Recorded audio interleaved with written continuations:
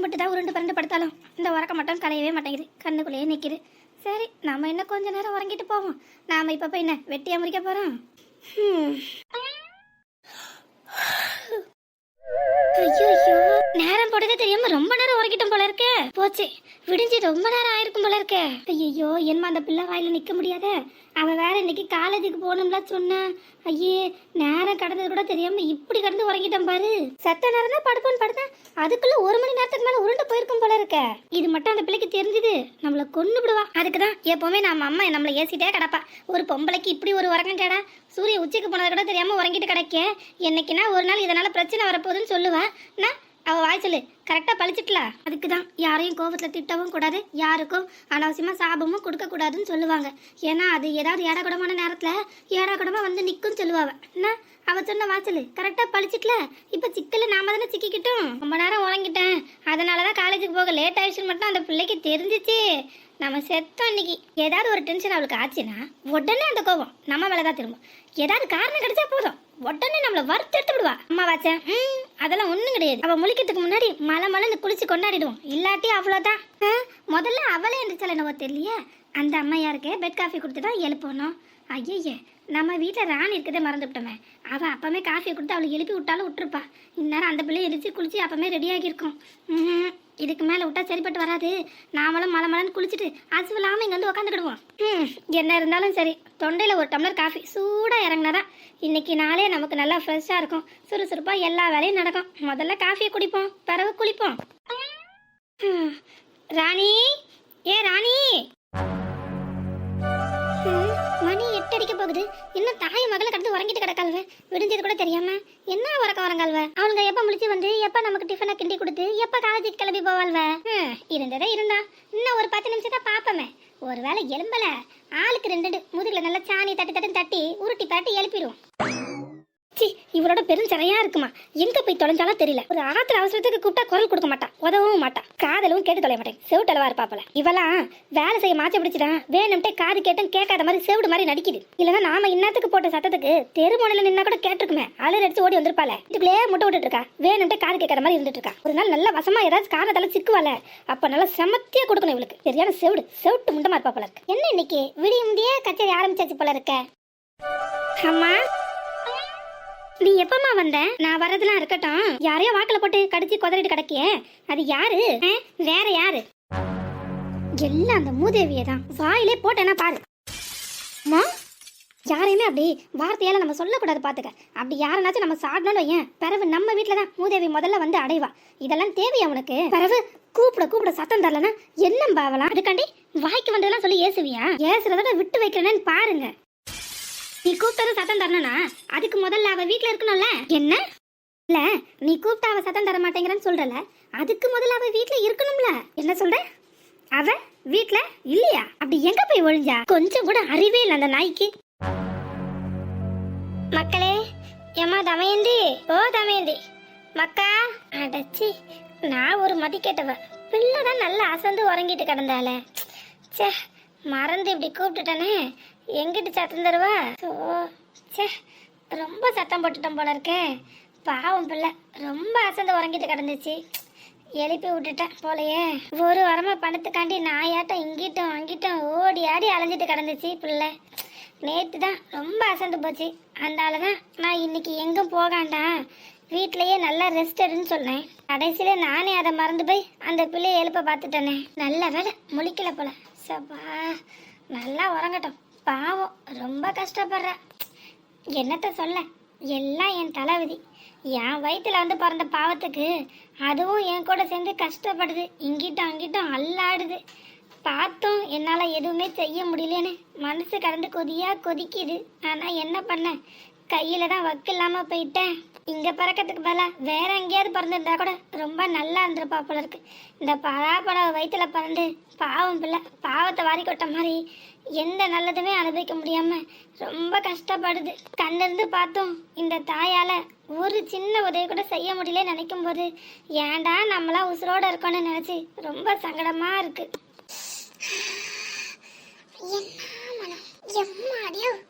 குழம்பு என்னமா மனசு கிடக்கு. அதான் நான் பார்த்தேன், இவதான் சமைக்கிறாளா?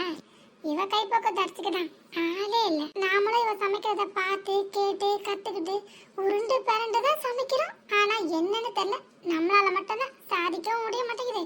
அட்லீஸ்ட் வாயில வைக்கிற மாதிரி கூட சமைக்க முடிய மாட்டேங்குதே.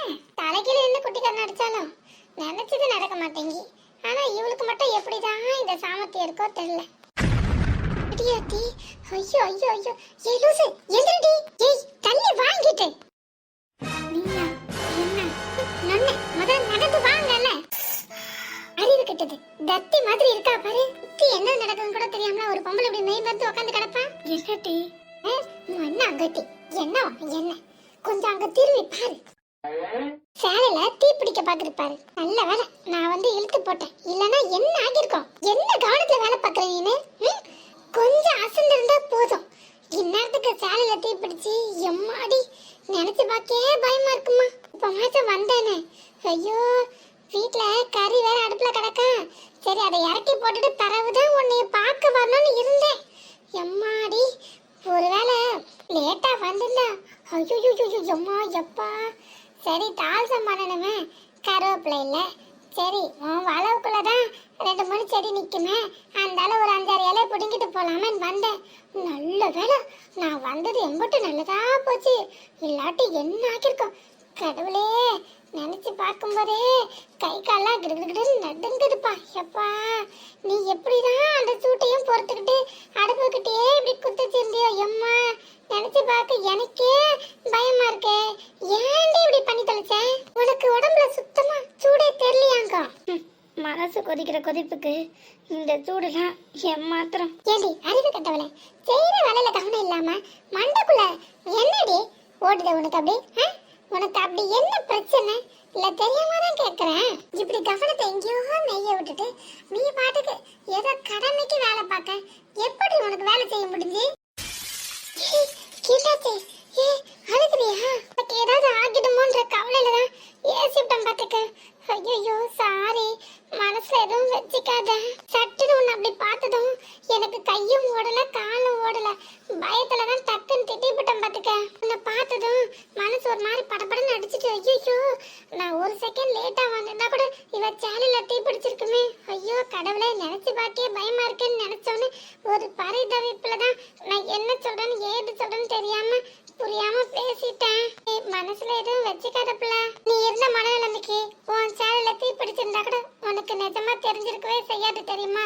அது உடம்புல பரவி உனக்கு ஏதாவது ஒண்ணு கிடக்க ஒண்ணு ஆகிருந்தா என்ன ஆகிருக்கும்? இனிமையாச்சும் செய்யற வேலையில கொஞ்சம் கருத்தா என்ன அல்லாத ஏதாவது உனக்கு உன் மனசு சங்கடப்படுற மாதிரி பேசியிருந்தா என்ன மன்னிச்சிடுப்ல. ஐயோ ஏன் இப்படி பெரிய பெரிய வார்த்தைலாம் பேசுற?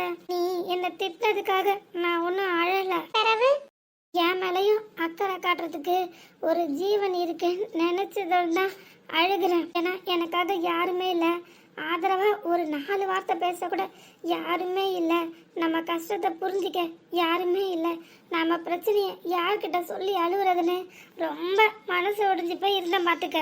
ஆனால் எனக்கு ஒரு பிரச்சனை வரப்போகுதுன்னு நீ உரிமையா என்னை வந்து ஏசினா பார்த்தியா? அதை நினைக்கும் போது தான் எனக்கு சந்தோஷத்தில் கையும் ஓடலை காலும் ஓடலை. அதான் கண்ணிலேருந்து இப்படி மலமலம்னு கண்ணீர் ஊற்றுது பார்த்துக்க. நீ அழுகுறத பார்த்ததும் நானும் ஒரு செகண்ட்ல பயந்துட்டேன் பாத்துக்க. ஏன் இப்படிலாம் பேசுற? அடச்சி லூசு, இதுக்கலாமா அழுவாங்க? எதுக்கெல்லாம் அழுகுறது ஒரு விவஸ்தே இல்ல பாரு. பாரு எனக்கு என்ன கை கால் ஆட்டமே நிக்கல. இல்லையாரு பொண்ணுங்கெல்லாம் தைரியமா இருக்கணும். இப்படி ஒன்ன மாதிரி தொட்டதுக்கெல்லாம் அழக்கூடாது. அதிலும் கண்டிப்பா இந்த நல்லவங்களாம் அழவே கூடாதுமா. ஏன் பரவு இந்த நாடே தாங்காதுல்ல. அதெல்லாம் உன்ன மாதிரி நல்லவங்களாம் இருக்காங்க பாரு. நீங்களாம் அழுதீங்கன்னா என்னோட ஒரு சொட்டு கண்ணீர் மட்டும் இந்த பூமியில அப்படியே விழுந்துச்சுன்னு வச்சுக்க என்ன ஆகும் தெரியுமா? பூமி தாய்க்கே கோவம் வந்து 2ஆ பிளந்து நாங்களெல்லாம் உள்ள போயிட மாட்டோமாக்கோம். ஒருவேளை அப்படி உள்ள போயிட்டனா பிறகு என்னடி நீ சமைச்சு வச்சிருக்க அந்த சாப்பாடுலாம் டேஸ்ட் பாக்குறதாக்கா? இந்த கொள்ளையிலயா உனக்கு சாப்பிட முடியாதுன்றத பெரும் பிரச்சனையா இருக்க போல. பின்ன நாம வாழ்றது சாப்பிடறதுக்கு தானே. அது சரி அது சரி. சீ லூசு. எம்மாடி, உன்னோட இந்த ஒரு சிரிப்புக்கு தாமா எம்பட்டு எஃபர்ட் போட்டு நடிச்சிருக்கு. என்னது நடிச்சிருக்கா? அப்போ நான் நல்லவ இல்லையா? ஆ? யார் சொன்னா? நீ ரொம்ப நல்லவ. ஐயோ கடவுளே. போ. சரி, என்ன பிரச்சனை அப்படி? நான் வந்தது கூட தெரியாம, சேலையில தீ பிடிக்கிற உணர்வு கூட இல்லாம ஆழ்ந்து யோசனை பண்ணிக்கிட்டு இருந்தேன். என்னத்த சொல்ல, எல்லாம் இந்த தமயந்தி பத்தின கவலை தான். நானும் அடிச்சு பிடிச்சி அவளை எப்படியாவது கஷ்டப்பட்டு காலேஜில் சேர்த்தணும், அதுக்கு பணம் ஏற்பாடு பண்ணன்னு பார்க்கேன். ஆனால் சுத்தமாக முடியவே மாட்டேங்கு. சரி சரி, ஃபீல் பண்ணாத. மரம் வச்சவன் கண்டிப்பா தண்ணியை ஊத்தி தான் ஆகணும். பிரச்சனைன்னு ஒண்ணு இருந்தா கண்டிப்பா தீர்வுன்னு ஒண்ணு இருக்கதான் செய்யும். ஏதாவது ஒரு வழி பிறக்கும். ஆமா, நீ நேத்து உன்னோட முதலாளி அம்மாவை பார்த்து பேச போறனால இப்படியாச்சும் அவங்க கையில காலில் விழுந்தாரு பணத்தை வாங்கிட்டு வந்துடுறேன்ட்டு தானே போனேன். பிறகு என்னாச்சு? ஏன் அதை தரலன்ட்டாவளோ? தரலன்னு சொல்லியிருந்தா கூட பரவாயில்ல. சரி, வேற என்ன பண்ணாவா அப்போ? ஏன்டா நான் பிறந்தேன்னு வருத்தப்படுற அளவுக்கு ரொம்ப கேவலமா பேசி ஏசி அனுப்பிட்டாவ என்ன. என்னது? என்ன சொல்ற? அதை ஏன் கேட்குறப்போ அந்த சிந்தனை மண்டக்குள்ள ஓடினதால தான் சுற்றி என்ன நடக்குதுன்றதுல கவனமே இல்லாமல் இப்படி கோட்டை விட்டுட்டு நிற்க நான். ஏன்டா அந்த பிள்ளை என் வயிற்றுல பறந்து தொலைச்சிதான்னு நினச்சி சங்கடப்பட்டு என்னையே நான் வந்துக்கிட்டு இருக்கும்போது தான் நீ வந்து சேர்ந்த. அந்த பொம்பளைக்கு என்னதான் சொல்லி கிழிச்சதுன்னு சொல்லேன். இங்கே வீட்டில் வேண்டாம். தமயந்தி ஒருவேளை முழிச்சு வந்தான்னு வை, அவ காதில் விழுந்தா ரொம்ப சங்கடப்படுவாள்ல. அதான் அதை நினச்சி தான் எனக்கு மனசு சுத்தமாக சரியில்லை. நானே உன் வீட்டுக்கு ஒரு எட்டு வந்து உன்னை கூப்பிட்டு போகணும் தான் இருந்தேன். எங்க? கோயிலுக்கு தான். நம்மள மாதிரி ஆளுங்களுக்கு கிடைச்ச ஒரே வடிகால் கோவில் மட்டும்தானே. அந்த சாமியை பார்த்தாது முறையிட்டு பார்ப்போம். என் பிள்ளைக்கு ஒரு நல்லது செய்யணும், அதுக்கு பிறவாது என் வாழ்க்கையில் ஒரு விடுவு காலம் பிறக்குதான்னு பார்ப்போம். இவ இருக்கிற மனநிலைமைக்கு இப்போ கோயில் போயிட்டு வந்தாதான் மனசு கொஞ்சம் தெளிவாகும்.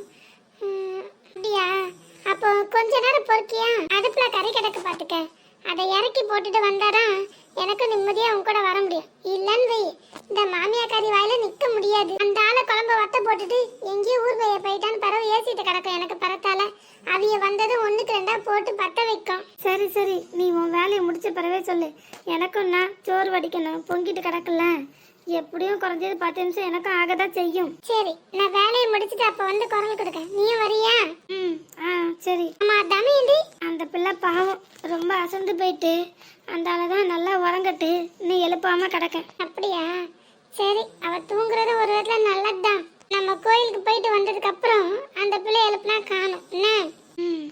அப்புறம் மஞ்சு அவளை அவளுக்கு காவலுக்கு போட்டு போவோம். சரி.